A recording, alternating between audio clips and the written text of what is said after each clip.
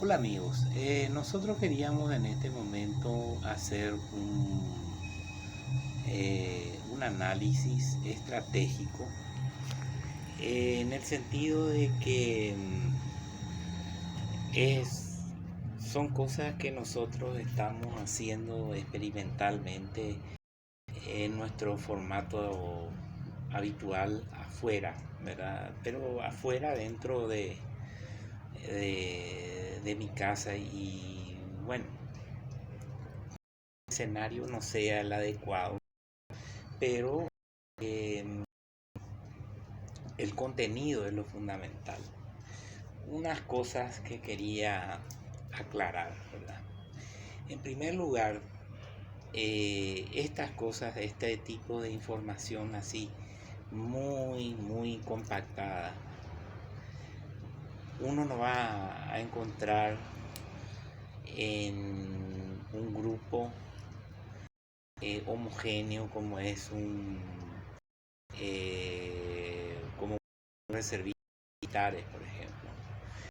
Ellos están en la táctica, en un centro de estudios en la universidad, tampoco en la táctica, porque ellos están preocupados solamente en formar en los aspectos así, en lo que vos tenés que hacer dentro de un escritorio, llevar una contabilidad, juntar los documentos, procesar esos documentos, rechazar uno, considerar otros, ¿verdad?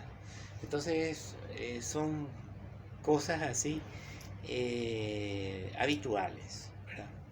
Pero o mismo en un curso del Centro de Estudios Estratégicos en Asunción, se van a hablar ¿cómo se llama? Iniciativas de integración, pero de este tema no van a hablar. Entonces, ¿por qué yo hablo y ellos no hablan? Porque el interés de ellos es diferente. Y ustedes sáquense ese escenario que está acá, estas cosas que están acá atrás.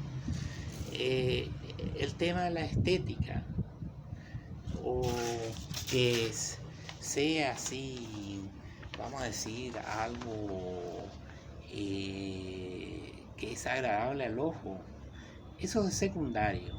En realidad acá la cuestión es de que nosotros vamos a hablar de algunos aspectos eh, de políticos, algunos aspectos políticos estratégicos que se están dando en las coyunturas desde hace ya una década en América Latina, ¿verdad? En el continente donde nosotros vivimos, que es un continente que es solamente un vagón de de los actuales ejes que manejan, vamos a decir, o que se disputan el poder en este momento.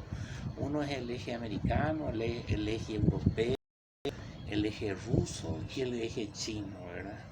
Entonces, bueno, naturalmente esos ejes están esperando enganchar el vagón latinoamericano hacia sus intereses, perdón, el eje inglés también, me estaba olvidando, y en este momento ellos están apostando a un producto biológico que es la vacuna eh, para ser, vamos a decir, para ser el efectivizador de esa política de enganche de, de esas máquinas o de esos a, a nuestra zona eh,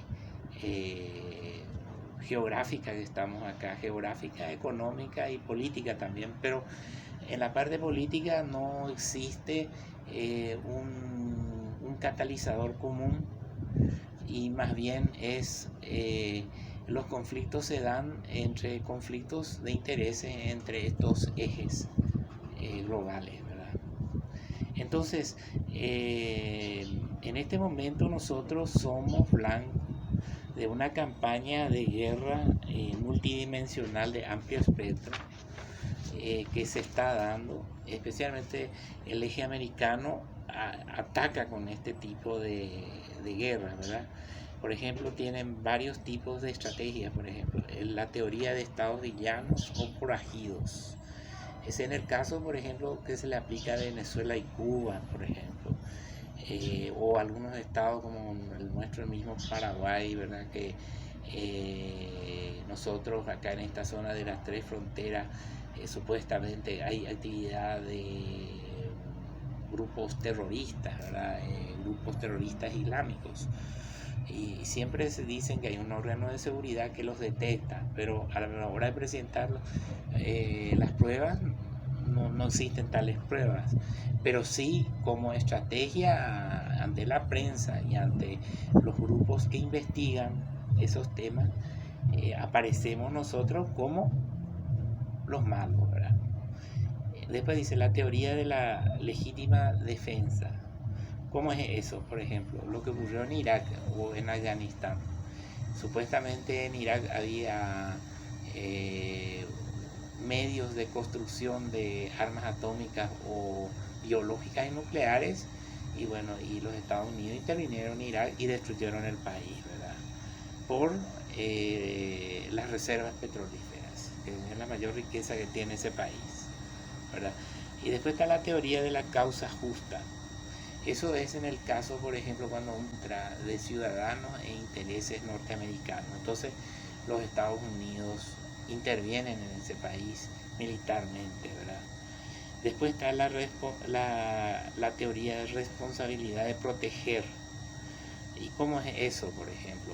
Eso en el caso, por ejemplo, en un país donde existe un régimen en el cual no da las garantías de algunas políticas, especialmente las de los derechos humanos. Entonces, bueno, o ahora el tema ambiental.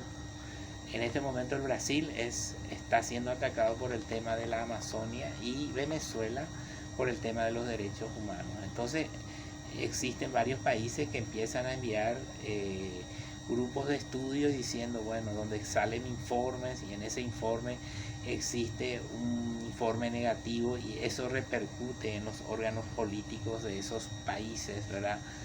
Del primer mundo, ¿verdad? Después dice la teoría del poder duro, suave e inteligente. Bueno, entonces, ¿cuál es el poder duro? Sería, ¿verdad?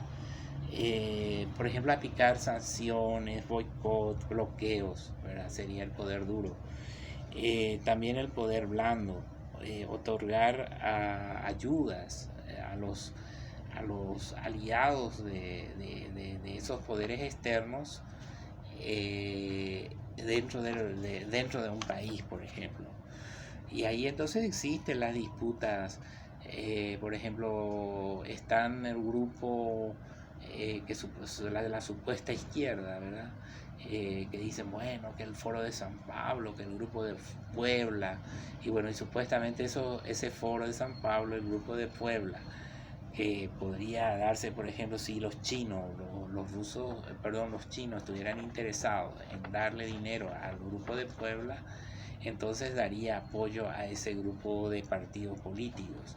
La misma cosa los Estados Unidos darían entonces al foro de las Américas de Foz de Iguazú, que se reunieron unos años atrás, ahí en Foz de Iguazú, donde están los partidos de la derecha, ¿verdad? Entonces, bueno, evidentemente eso podría ser un poco un ejemplo. Y después está el poder inteligente. ¿Cómo sería el poder inteligente? Y entonces, por ejemplo, eso sería, por ejemplo, lo que estaba ocurriendo en Venezuela antes de la pandemia, donde se aplicaron, bueno, crearon un gobierno paralelo como el del señor Guaidó. Y entonces eso implicó hacer movilizaciones como ocurrió entre la frontera de Colombia y Venezuela, donde había un sector que defendía y le apoyaba a Guaidó. Eso, por ejemplo, fue el canciller Amorín, ese fue el presidente Mario Abdo también ahí a la frontera de Colombia y Venezuela. y entonces para dar apoyo a esa ayuda que va a llegar, que al final quedó destruida en el medio del puente, vamos a decir. ¿Y todo eso con qué objetivo eso? Con donde demuestra un grupo que se defiende y al otro lado otro grupo que ataca. Entonces son viejas estrategias que se utilizan, y eso sale a la prensa y tiene un efecto sobre la opinión pública, ¿verdad?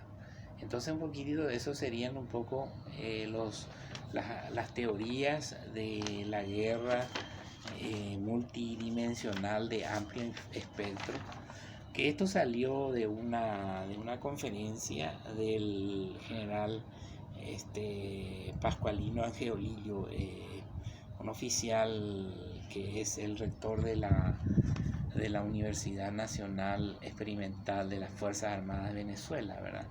Muy interesante este resumen para hacer nuestra primera clase de estrategias políticas, ¿verdad? Sería un poquitito, es el objetivo nuestro. No importa de dónde venga la información, el objetivo nuestro es abrir a las personas que ven estos videos, abrir la mente para poder discernir lo que ocurre en este momento, ¿verdad? Eso queríamos decirles, y adiós.